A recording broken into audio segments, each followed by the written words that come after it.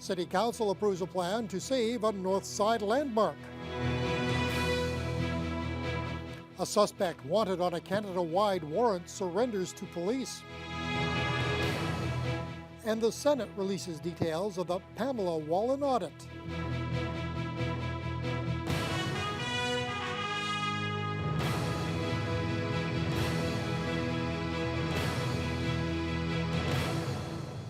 Good evening and thank you for joining us. A historic city building that looked destined for the wrecking ball will now be repaired. Just last month, the owner of the Lyceum Theatre was ordered to fix up the place or demolish it immediately. But now a study of the building has determined it's not falling apart as quickly as once believed. Dennis Ward has more. It hasn't even been a month since notices were posted on the Lyceum Theatre to fix it up or tear it down. Those orders were based on a report from roughly a year ago that determined the building should come down within 12 months. But the city now has a new engineering study that says things aren't that bad. Council has decided to make some repairs to save the century-old building. There was a problem with the roof. Part of it's going to have to be replaced, and so we're going to work on that in the next few months. But once we stop the water from coming in there, the rest can be cleaned up. Inside, it's a terrible mess in terms of mold and things like that, but that can be cleaned up. But we have to prevent the water from getting in there, so we've got to repair the roof. And so that's basically the direction we're taking. While the Lyceum is hardly in great condition, it is structurally sound and not unsafe. The private owner, who has been unreachable, currently owes more than $95,000 in back taxes. The city will try again to contact him before any work is done. We're going to place orders on the owner directing under the Property Standards Act that he repair this building. If he fails to comply, then we will move forward and we'll do this work ourselves, and we will send him a bill. If he fails to pay the bill, we will put the cost on the taxes. If the taxes remain unpaid, the Lyceum will be available in the 2014 tax sale. Hebert feels the property could be attractive if the proposed event center goes in right across the street. The Waterfront District BIA, which has been concerned about the condition of the building for years, also feels it could be reused. Whether it's repaired and brought up to standard and sold, or whether the facade is saved, or whatever happens, that it does contribute positively in a positive way to the downtown, and then it does not remain in the condition that it is in currently for any length of time. Dennis Ward, TBT News.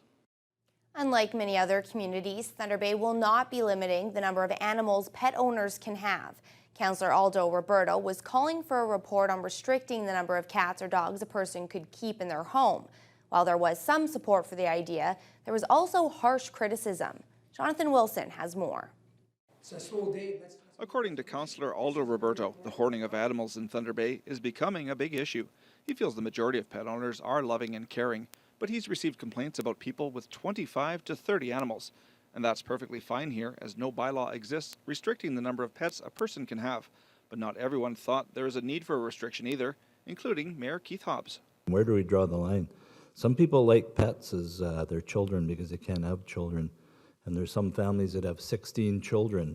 So are we going to start legislating how many children are in a household? Sorry, Councillor Roberto, I totally disagree with this. I think it's a waste of time. Roberto believes a bylaw would protect pets, the public, and the owners, some of whom he says have mental illnesses. City staff say rules are in place to deal with problems with people and pets. Whether that's noise, odor, whatever the case may be, we can deal with those. It's also not possible to legislate away mental illness. So, hoarders and that sort of thing, these problems won't go away just because we put in place a bylaw saying don't hoard or don't have 50 cats. Roberto's idea to look at pet restrictions was shot down in a tight 6-5 vote. Another bylaw that came forward did get full support from council.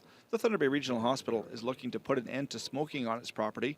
Senior staff are asking council to amend the existing smoking bylaw to include the hospital. We don't plan to be, insane about it.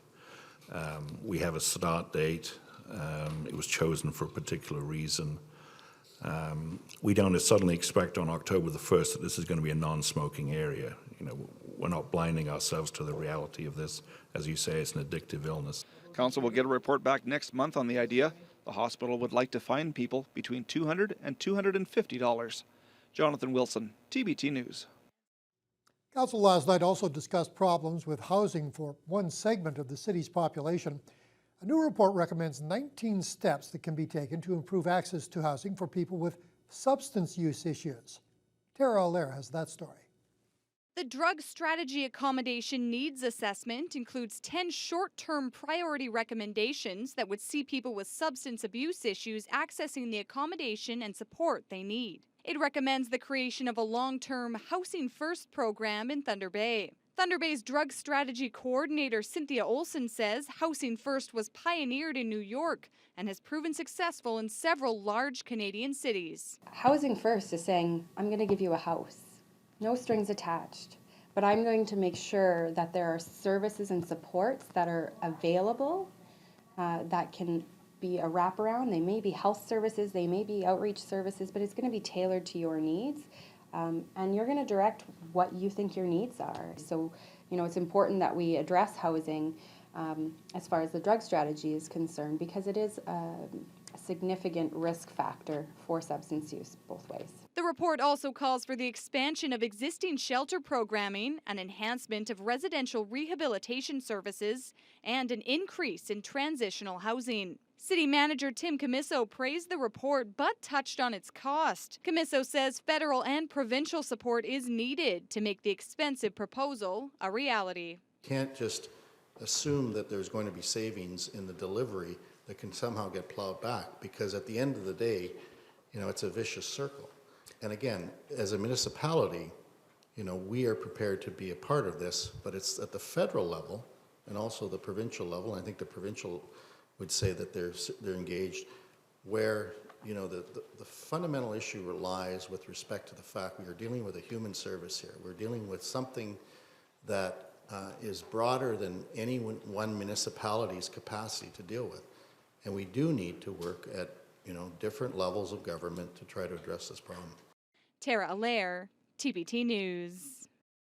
Thunder Bay Police are looking to bring their cruisers up to date. At today's Police Services Board meeting, a proposal for new onboard laptop computers was on the table, but a previous plan to install body cameras on police uniforms is now on hold. Courtney Rutherford reports. It's a device that's commonly found in households.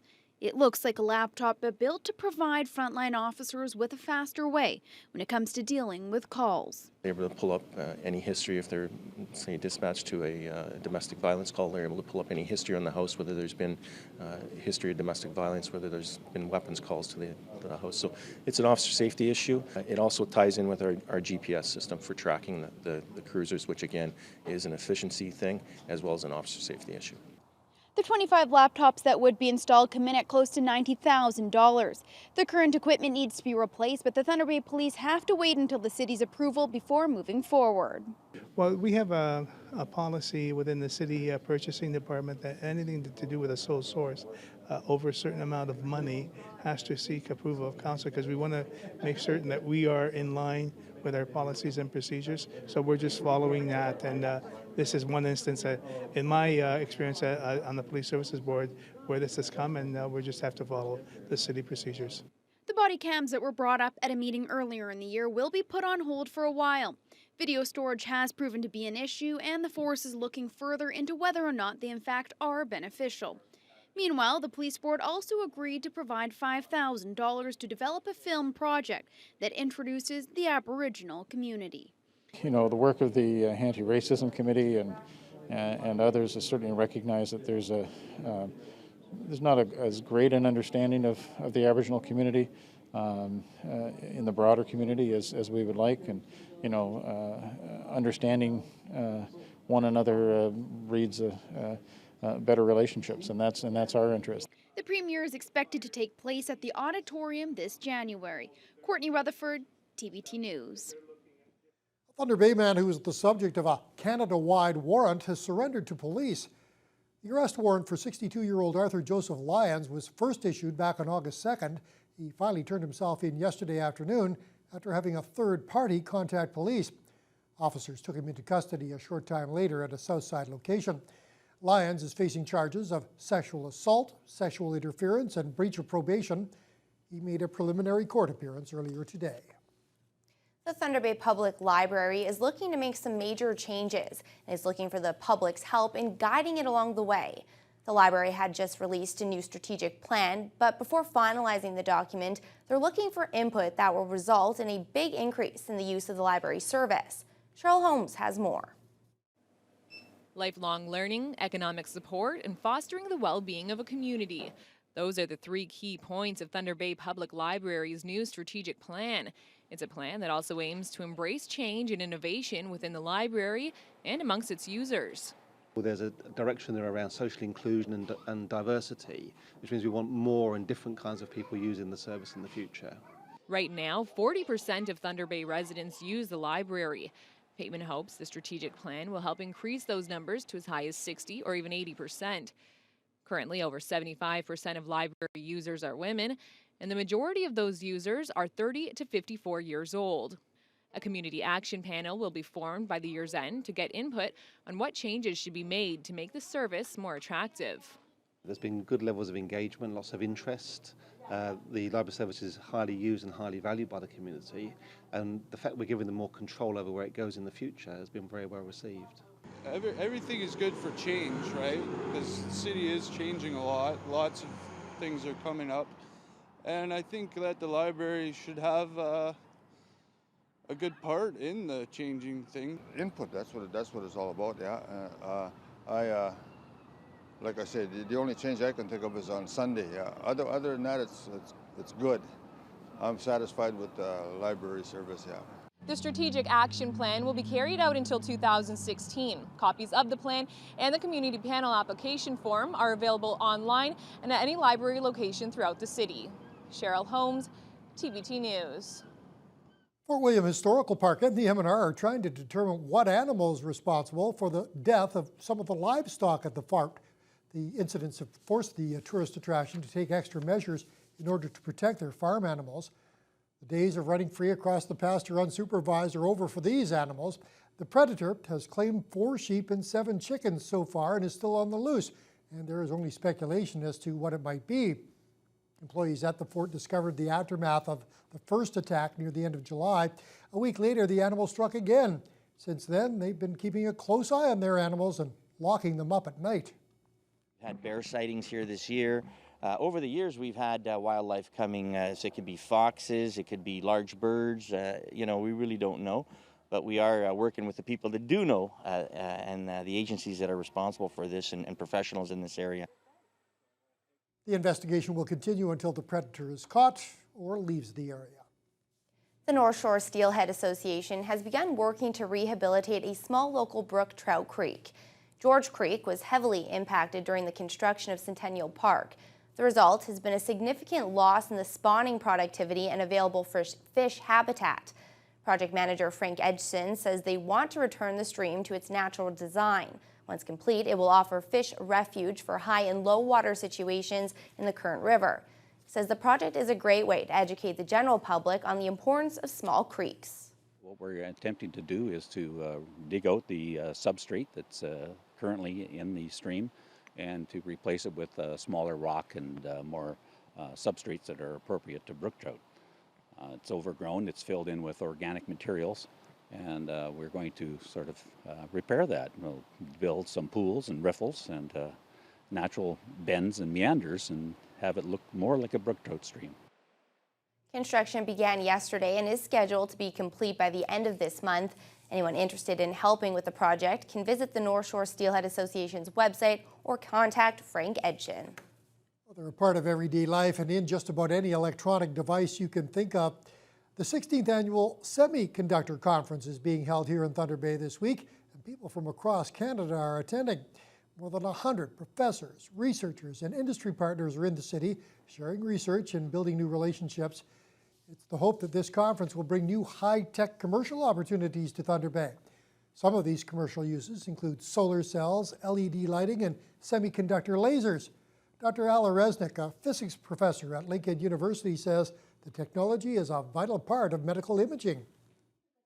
Currently, diagnosis is based on imaging, so it's much better to diagnose if you can image or visualize the disease, right? So all imaging detectors are based on semiconductors.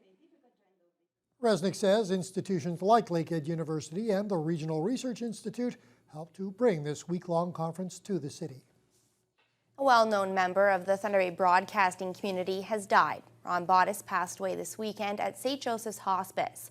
Bottas for many years was a highly popular announcer on CKPR radio. He was also very active in front of the cameras, serving as host as the long-running quiz show Reach for the Top and the annual Mother's Day CF Telethon. Ron was also active in the local musical community, performing for years with the band Stone Ridge, and was well known in the local construction industry. Ron Bottas was 71 years old. Good friend to many of us here at Dougal Media. He'll be sadly missed. Our condolences to the Bottas family. Turning to weather now, Matt, cloudy, chilly day. I'm getting pretty sick and tired of those clouds, let me tell you. Any sunshine in the forecast? There is some sunshine in the forecast, Ryan, which is good news. The good news today, too, is that it didn't rain. Right? We have to think of that as a positive as well. Right now, if you have a look at the radar today as well, we had that cloud cover that kept things cool for the most part today. A little bit unexpected. We expected to see a little bit more sunshine than we did without that sunshine.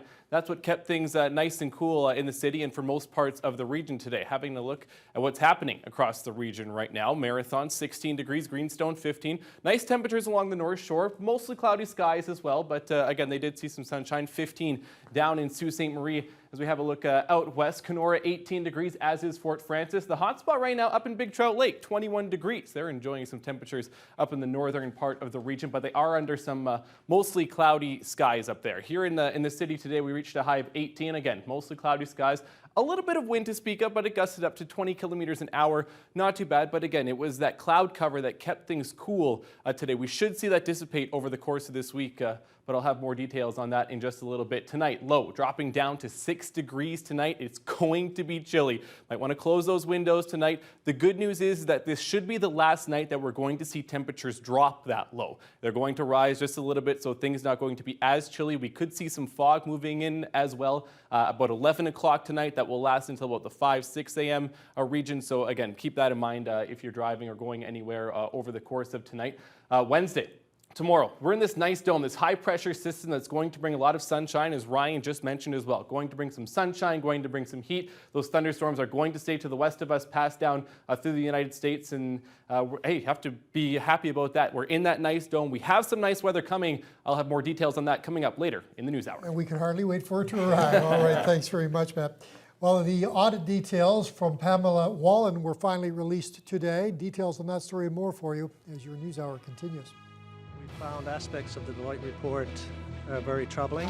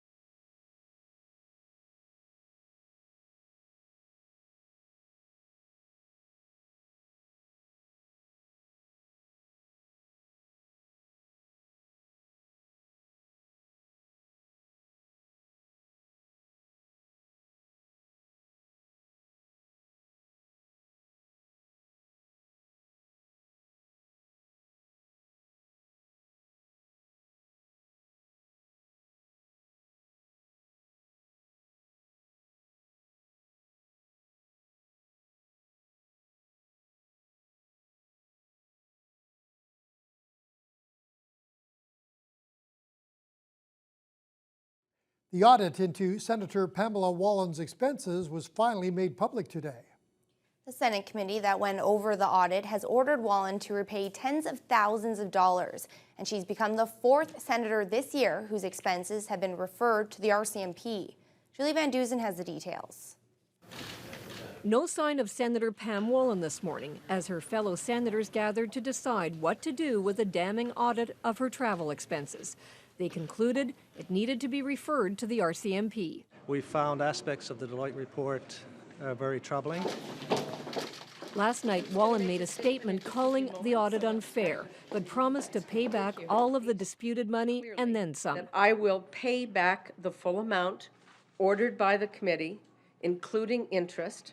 The amount of ineligible expenses, according to the audit, is $121,348, of which Wallon has already reimbursed $38,000. A further amount, nearly $21,000, is subject to more scrutiny by the Senate. A key problem, Wallon's stopovers at her Toronto condo on her way to her home province of Saskatchewan. The Deloitte audit determined 75 out of 94 trips from Ottawa to Saskatchewan involved stopovers of 1 or more nights in Toronto. Some of these stopovers were unrelated to Senate business. And she also billed the Senate for some partisan events like this election rally in Saskatoon.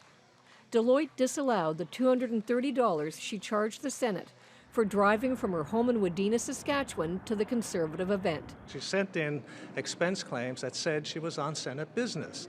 When they were reviewed, we found that in fact some of them were not Senate business. The audit also found inconsistencies in Wallon's electronic calendar submissions. She said she was told to change the calendar, but Senator David Tkachuk says not so. What I told her to do was submit relevant material. Don't submit irrelevant material. That's all. That was her decision to make after that, what was relevant and what isn't.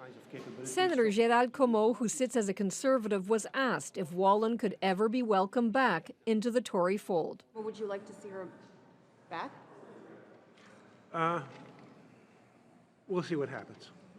Liberal Senator George Fury says the past few months have been tough on the Senate. Colleagues that I spoke to during the summer tell me that everywhere they go, they're being mocked. In addition to all of the money that must be repaid, Pamela Wallon has been told that she can only bill the Senate for direct flights between Ottawa and Saskatchewan, and that all of her travel expenses will be closely monitored for a year. Julie Van Dusen, CBC News, Ottawa. Protesters descended on Toronto Police Headquarters today, still not satisfied with the force's response to the police shooting of a teenager on a streetcar. Ron Charles reports. Justice for Sammy! Justice for Sammy! Today's rally shows just how strong the public outrage remains 2 weeks after this. The streetcar shooting of 18-year-old Sammy Yatim by a Toronto police officer. Yatim had a knife, but was alone on the streetcar when the officer shot at him 9 times. What do we want? Justice! Sammy Yatim's mother and sister showed up to the rally, but said they are still too grief-stricken to talk. Today's rally is the second since the shooting, still attracting people shocked by the video. To show support for a child who was killed, a young man that was killed.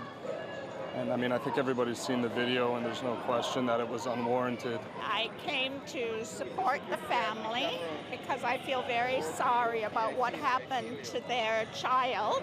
Toronto's police chief has already tried to respond to this public outrage. Yesterday, he took the extraordinary step of naming a retired judge to look into how and when his officers use force against people in emotional crisis. I want to ensure that we take as thorough a look at this as possible. The protesters did not seem to be convinced of that. They marched to Toronto's police headquarters and the monthly meeting of the city's Police Services Board, the politicians and civilians who oversee the force. Recommendations have been made. Earlier at a news conference, family members of other people shot by police said they expect little from the chief's review. You know, I look back at all the inquests that happened before O'Brien's death, O'Brien's inquest that I spent many days in, and all the recommendations that came out of that inquest. And again, nothing was done. You are the voice of the people. Outside police headquarters, protesters continued to express their anger at what they call police excess. Ron Charles, CBC News, Toronto. A horrific accident on a busy Toronto bus route. One person is dead following a serious bus crash in uptown Toronto. The bus was stopped at an intersection when a cube van smashed into the transit vehicle. A woman was killed waiting to exit the bus. The crash also took out a telephone pole, briefly knocking out power to about 5,000 customers in the area. The railway involved in the Lac-Mégantic disaster is losing its license. The Canadian Transportation Agency says the Montreal, Maine and Atlantic Railway doesn't have enough third-party liability insurance, and it says MM&A hasn't been able to prove that it can pay for it. The order is effective August 20th. At least 47 people were killed when the train derailed and exploded in a small eastern Quebec town. The agency also said it will launch a review of its insurance rules this fall to ensure they're adequate for what it calls catastrophic events. A prisoner released today in the Middle East. Israel has released dozens of Palestinian prisoners as part of a deal to resume peace talks. Protesters huddled outside a prison in central Israel before the release. They're demanding the government release Israeli prisoners instead. Earlier today, the country's high court rejected an appeal by the protesters. Israel plans to free over 100 Palestinian inmates ahead of the U.S.-led peace talks, which are scheduled to start tomorrow. It's an argument many in this area will be familiar with. The debate over the grizzly bear hunt is back on in Alberta. It's been 3 years since the province listed grizzlies as a threatened species. Now a project monitoring their activity has some thinking it's time to start hunting the bears again. Brian Labby has the story.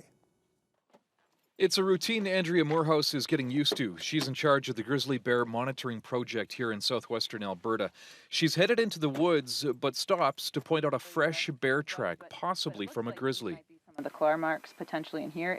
Further up the path, she reaches tree number 805, which is wrapped in barbed wire. Moorhouse collects a hair sample, one more piece of evidence that seems to show there are more grizzlies here. I think it's exciting, yes. Hundreds of these so-called rub sites have been set up in forested areas and for the first time on public and private property. They snag hair from the grizzlies, and DNA analysis is showing that the numbers have nearly tripled. More than was previously estimated. The last survey done in this area showed a population estimate of 51 grizzlies. The number now is at least 122. That's the minimum number. It's not the population estimate. So the population estimate would be higher than that because certainly we didn't detect every single grizzly bear that used the area. The numbers may or may not include grizzlies who visited this feed site last spring, an area that's used to draw bears away from nearby ranches, where the carnivores sometimes attack or feed on dead cattle. Ranchers are relieved to hear the survey numbers. They say it proves what they've known for a while. They were seeing bears where they hadn't seen them before in greater numbers than they'd seen them before. Jeff Bechtel ranches in the Cardston area. He says the survey will likely renew the debate about bringing back the bear hunt. He believes hunting can play a limited role. It wouldn't be open season on bears. I can't imagine that happening. You know, hopefully there's a way to manage the overall population at a reasonable level and a way to manage bears that prove themselves to be habitual offenders. Yep, there's some. Moorhouse's research will continue for another year before a decision is made on what to do with all these new visitors. Brian Labby, CBC News, near Pincher Creek. Let's take a look at today's market activity now. In Toronto, the TSX up 48 points to 12,642. The Dow posted a 31-point gain, climbing to 15,451. The Nasdaq was up 14 points to 3684. Canadian dollar closed at 96.68 cents U.S. That's down almost 4/10. Gold lost over $13 to fall to $1,320 an ounce. And oil was up 72 cents, 106.83 a barrel.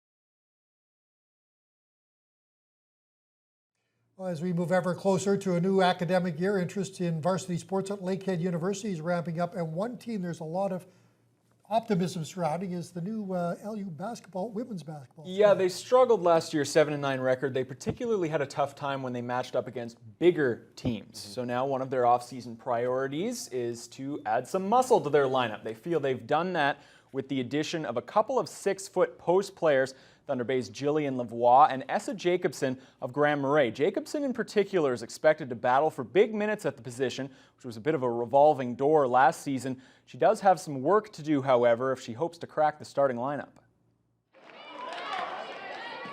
Last year's Thunderwolves team relied primarily on speed and perimeter shooting with limited success, as they often found themselves out-muscled by bigger opponents. They're hoping first-year post Essa Jacobson can help change that this season. That's what we need this year, is more size, and not only height, but also a little more muscle in the post. She just gives us that toughness, grit. Players not afraid to use her elbows and get on the floor.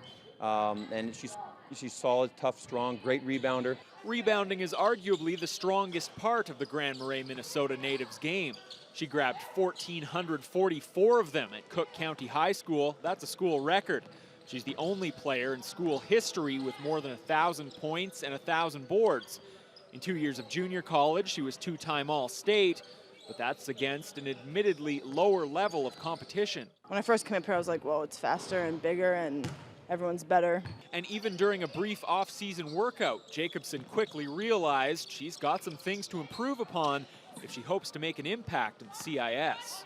I think I'm strong, but I need to be more like finesse and get better with moves and developing my game, I guess, in the post. A player that still needs to get in shape a little bit, but when she gets there, she'll be, battling it out probably for that starting position. She's playing for a team that attempted and made more three-pointers than any other in the country last year.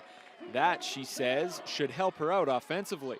It does a lot, because even if I get stuck down low, I know I can depend on a shooter outside. Now, if that inside game can develop and take some pressure off the Thunderwolves shooters, it will drastically improve the team's chances to once again become OUA playoff contenders. Former Lakehead Thunderwolves assistant Jeremy Aduno has taken over the reins behind the bench of the Thunder Bay North Stars. It's Aduno's first head coaching job. He spoke after this weekend's open tryouts about putting together a roster and goals for the upcoming campaign. I don't think our expectations right now are very specific. I think the biggest thing right now is we want to identify the best talent here in Thunder Bay and in the region. I know my biggest objective, as well as my assistant Colin and our management and our ownership, we obviously want to be competitive. Number one, you always want to be competitive, but we're also big on development. We're all in it for the same reason, where we want kids from Thunder Bay and regional kids to be able to develop and become better players, better people, and have the chance to move on to better opportunities. So I think that right now is our main expectation and goal coming this season.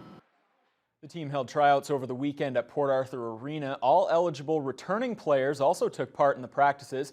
The new head coach was impressed by the high level of competition, considering many of the kids haven't had much ice time over the past few months. Aduno also spoke about his relationship with Trevor Letowski, the former NHLer who's now the head coach of the OHL's Sarnia Sting, and how that friendship can help him in his new position. He is one of my best friends. He has been kind of my whole life. And actually, he was at the skate this morning. It was nice. He came out, and Nick Latta from Sarnia, who's one of their top guys, also came out today. So that was kind of a treat for some of our guys to see that. And I thank Nick and Trevor for making that happen. But yeah, Trevor and I talk all the time, about life and about hockey. And it was kind of funny after the practice today. I think we both showed each other a couple of drills that we like and started talking systems. We had to put a cork in it before it got too late. But I think him and I will be in touch a lot this year, and we'll definitely use each other as a resource. Turning to baseball now, it was a rough summer for the Thunder Bay Border Cats. They posted their worst ever second half win total, finishing at 8-27, and recorded their fewest overall wins with just 21 for the season. Offensively, the team really wasn't that bad, but as has been discussed at length over the past few months, their pitching simply awful. First-time manager Dan Holcomb discusses what he learned during his time in the Cats dugout and whether he might be back next season. It feels great. I mean, I learned a lot. It's one of those things you never know what you're going to learn. You think you're going to learn a lot of X's and O's, and you're going to think you're going to learn tons about the game. And I'll tell you learn a lot about the guys. I mean, you learn a lot about players and how to motivate them. You learn a lot about, how to, get guys on a daily basis here to get ready to play a game. And, it's one of those things you don't necessarily think of as an assistant, but, that's the things you learn. And I can tell you, I think our guys got better throughout the year, and, it definitely shows offensively. I would love to be. I love the Thunder Bay city. I mean, everybody here has been great to me. Brad and Brian have been tremendous. The Jorgensen family has been awesome. But I know that's a conversation I'll have to have with Brad and Brian throughout the course of the next week or so, and kind of see where they're at and see where they want to take the program.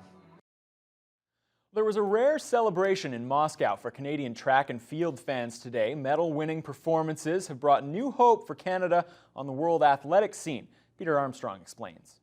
Then Brianna Tyson-Eaton. For the first time in a long time, a Canadian in a hunt for a medal at the World Championships.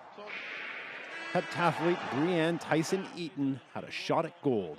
In the stands, her nervous entourage included her husband, American Ashton Eaton, who won gold in the men's decathlon just yesterday. Tyson-Eaton there has hit the front. After a final heat in which 8 of 10 racers posted a personal best, the 24-year-old Canadian would have to settle for silver. A well-earned, long-dreamt-of result at the pinnacle of world racing. Only 2 other Canadian women have medaled at an outdoor event. Tyson-Eaton now joins the elite ranks of women's racing alongside Perdita Felicien and Priscilla Lopez-Schleep. She's still upset she fell short of gold, but as she watched the Canadian flag hoisted into second position, Tyson-Eaton says she started getting emotional. You think of all the hard work you did, but I guess you think of your country, your family, how many people are probably watching at home, how excited they are. Her win, also Canada's win, and not the only one. Damian Warner took bronze in the men's decathlon. Both young, promising athletes, both now considered serious medal hopefuls in the next Summer Olympics. I think this is a real breakthrough moment. Mike Smith knows all about breakthroughs. It's been 20 years since he was climbing the podium himself. He says this is a moment Canada has been waiting for.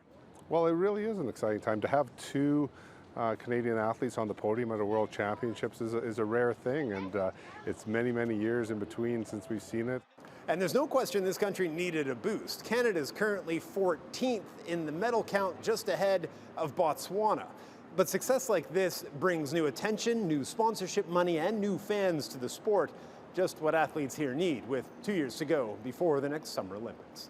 Peter Armstrong, CBC News, Toronto. Meanwhile, the Lakehead University running team is well represented at the Canada Summer Games. Travis Rosk, running for Saskatchewan, and Connor McGuire, running for PEI, have qualified for the 1,500-meter final. McGuire will also run in the men's 5,000-meter race on Friday.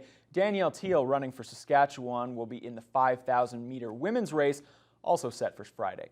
To the MLB, where the Minnesota Twins have reportedly placed Canadian first baseman Justin Morneau on revocable waivers, according to several media sources. Any team that claims him will have a short window of time to finalize a trade with the Twins, or Minnesota could pull Morneau back and keep him in the lineup. The Twins can also let the claiming team keep Morneau without any compensation, should they so choose. The 32-year-old is hitting .262 this season with 14 home runs and 67 RBI. His numbers are up in August after slumping in July. There are a couple of teams that are rumored to be interested. So a little bit of a fall from grace for Justin Morneau. Big contract numbers attached to Morneau. Yes. And I think he has 1 more year to go on that deal. So tough decision if any team wants to pick him up. Injury issues too, right? Yeah, injury concerns are really what derailed him. Yeah.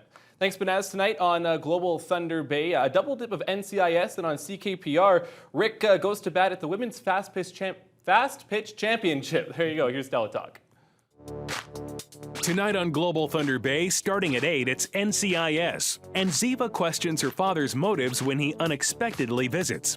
Then on NCIS Los Angeles, Kenzie and Deeks investigate the theft of a cartel boss's body. And at 10 on Haven, Audrey tries to determine the cause of a series of incidents involving butterflies. Over on CKPR Thunder Bay at 7:30, grab a cuppa with the gang from Coronation Street. Then at 8, Rick goes to bat in the Women's Fast Pitch Championship on the Rick Mercer Report.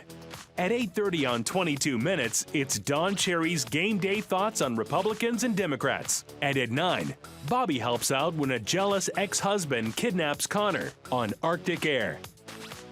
Teletalk is brought to you by Points, the traffic ticket specialists.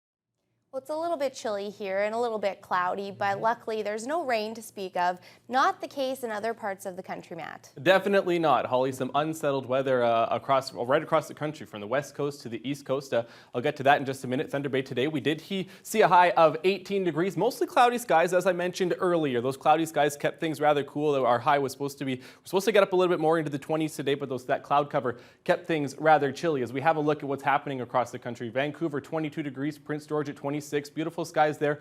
But meteorologists are tracking a storm that's about 70 kilometers southwest of Olds, Alberta right now. So Edmonton 23 and Calgary at 25. But that storm system, there's all kinds of warnings through northeastern British Columbia down into the city of Calgary, all down through Alberta into the southwest parts of Saskatchewan. Hail, possible hail, damaging winds. So that could be some unsettled weather for them later evening tonight.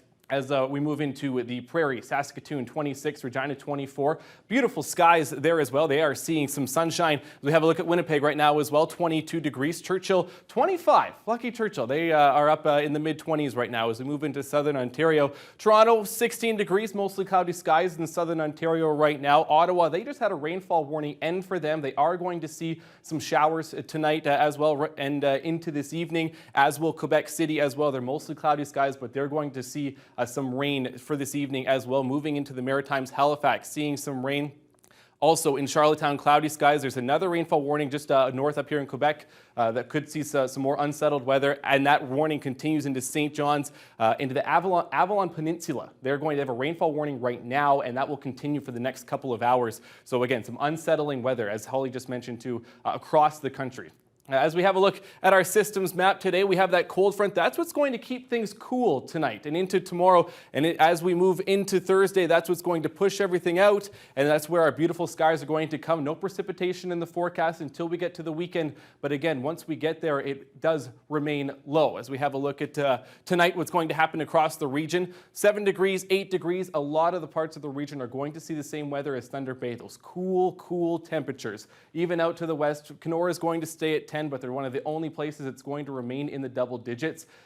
Sioux Lookout at 9, Atikokan at 6 as well. But come tomorrow, that beautiful weather is what we're going to see. 23, 22, 20s across the board, and sunshine just about everywhere. Big Trout Lake 23, the prevailing temperature across the region.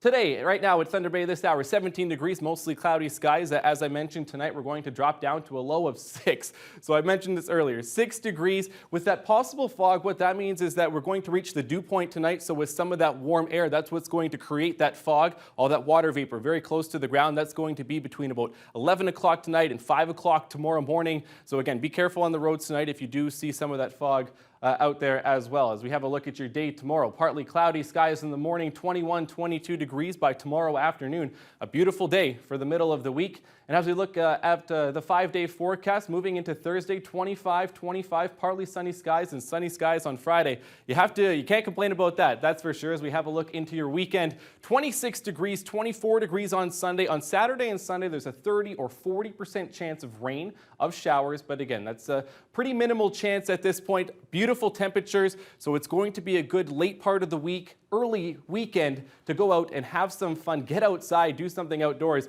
because the weather looks fantastic.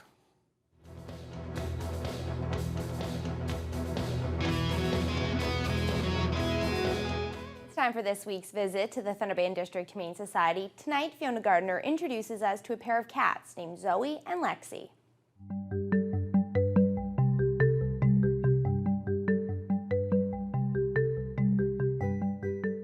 Hi, I'm Fiona Gardner, and this week's Humane Society Pet of the Week is kind of a twofer. We've got a couple of 3-month-old domestic medium hair kittens who have come here as strays, and now they're looking for a home. This is Zoe, and this is Lexi.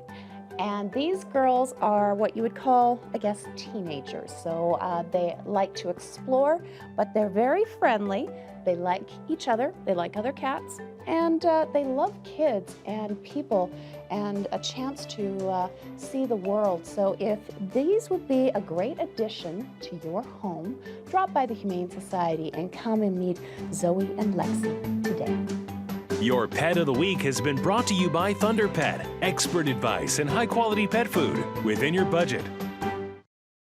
Coming up, a disturbing story to tell you about one of those things that's apt to keep some people up at night.